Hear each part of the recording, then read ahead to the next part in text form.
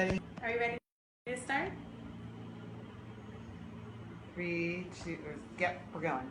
Hi everyone, my name is Tallie Van Daniel. I'm the Academic Advisory Council Coordinator for Jewish Voice for Peace. I'm Liz Jackson. I'm a civil rights attorney with Palestine Legal. And thank you all for joining us today. We're here to talk about what happened yesterday when the UC Regents unanimously approved their Statement of Principles Against Intolerance. And I think there's a lot of questions about what this means, both legally and for people on campuses.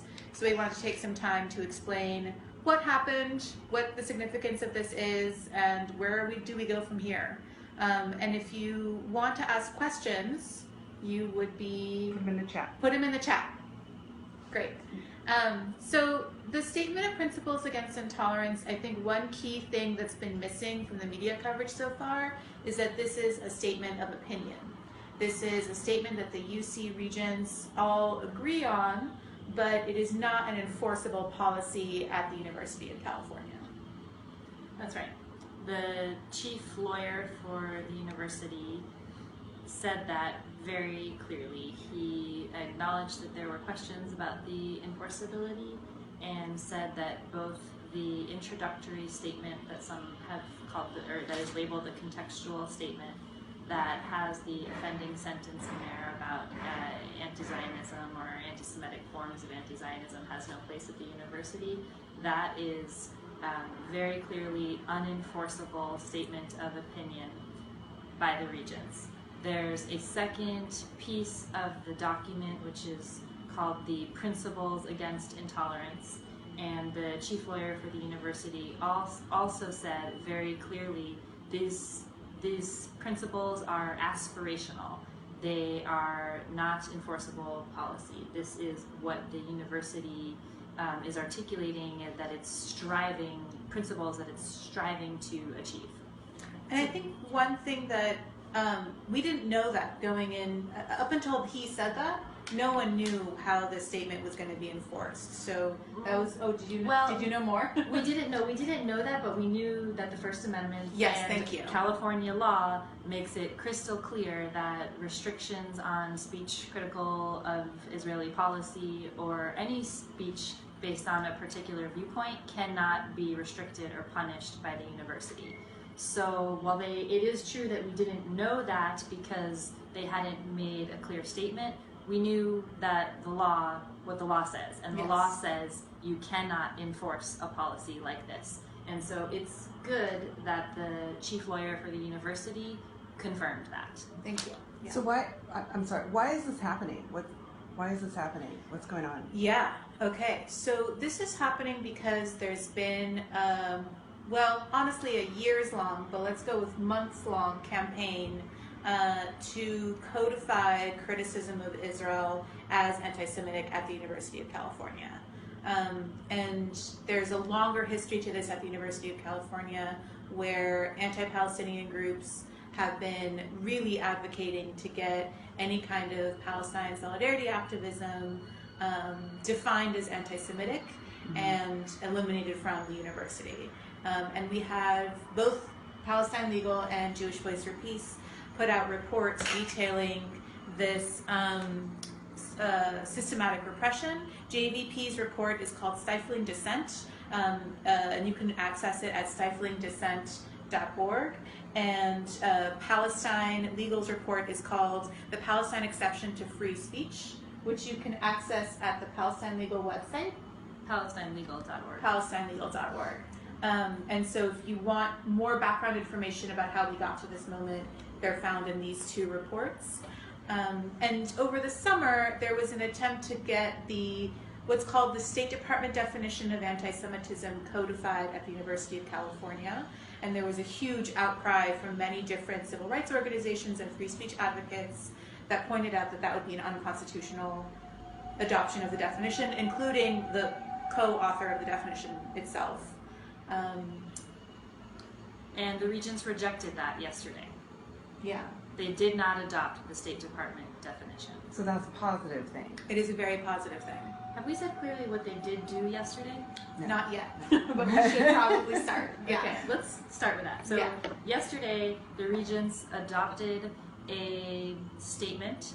We're calling it a statement of opinion. It was a report and a statement of principles that said, or that says, anti-Semitism, comma, anti-Semitic forms of anti-Zionism and other forms of discrimination have no place at the university, rejecting a blanket conflation that all anti-Zionism is anti-Semitic.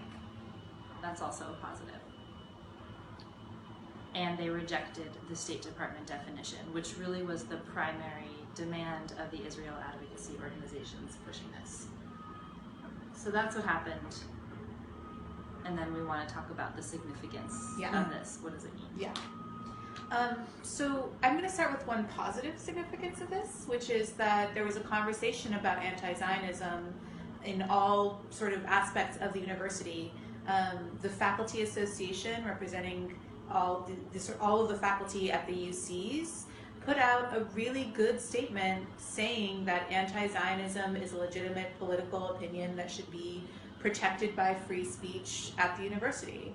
And there were some really great clarifying op-eds from many different kinds of people explaining the ways that Zionism is a political ideology and is not the same thing as Judaism, and that criticism of Israel is not anti-Semitic. And I see that as actually a really important thing that this achieved. We can start talking about some of the ways that we actually feel like this might be some negative significance that might come up. Yeah, I think the most obvious is that the Regents clearly do not understand what Tallie just described. The Regents seem to understand that pretty much anti-Zionism is an anti-Semitic viewpoint. The piece that I really want to highlight for everyone tuning in today is that it doesn't matter what the Regents think. They have no legal right to restrict or punish your speech.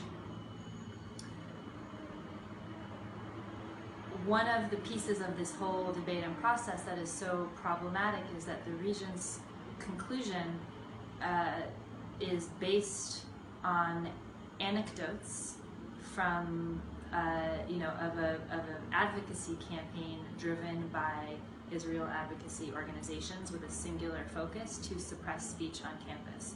So their statement of opinion is really clearly not based on any real facts or evidence. They did not look at the relevant data. They did almost no factual investigation of what Palestinian human rights activism across the UC campuses really looks like. If they had, they would have seen and understood that this activism is based on principled opposition to all forms of racism and discrimination. And anyone who really looks at what's happening sees that. And anyone who's really involved in what's happening sees that. But the Regents didn't look at the data, and they didn't really look at what's happening on campuses. Did they listen? I know that there's a lot of students there yesterday. Did they listen to students who were trying to bring up why this is happening and why this is a problem? Do you think they heard students' voices? It really seemed like they completely ignored all the students and faculty raising opposition. It was almost like they were erased. Yeah, and that's been one of the more frustrating parts of this process has been, and I think anyone who's been a part of activism on any issue at the UCs understands this, that the Regents really operate in a separate world than the rest of the university, and so they're not held accountable by any of the campus stakeholders, which is very frustrating. Do you want to? Should we start taking questions from the chat? Is there any questions that came up? Mostly, we got a request for you guys to go to Canada and help with anti-BDS law, if you could. Yeah. Do we have any? And when speaking of Canada, one thing that's really interesting is the language that turned up in the Regent's statement was anti-Zionism has no place at the university. California. Well, the Canadian Prime Minister tweeted the same thing about the BDS in about the divestment coming up in McGill. The exact same quote. This has no place at McGill, I think was his quote, or in Canada or something. And that's not a coincidence to me. That's an obvious reflection that these are talking points coming straight from the lobby, the Israel lobby. Yeah. And I think one thing that became very clear to us yesterday is that the reason we're concerned about this phrasing and this statement isn't because of the weight it holds within the university, but because of how it might be used in the future. That there are dedicated groups whose whole point is to suppress the Palestine Solidarity Movement and student activism on campus for Palestinian human rights. And so those groups are going to use this as another tool in their toolbox, which is very frustrating and also should not and won't stop the activism that's going to be happening on campus for years to come. That's right.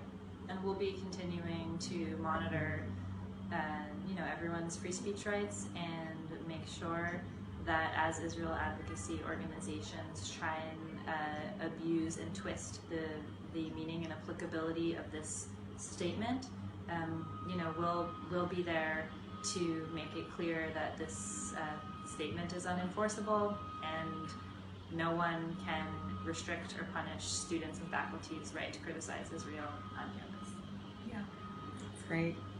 Thanks so much. Thank you all, everyone. Is there any place you want to send people? We already got the website up there. Okay, great.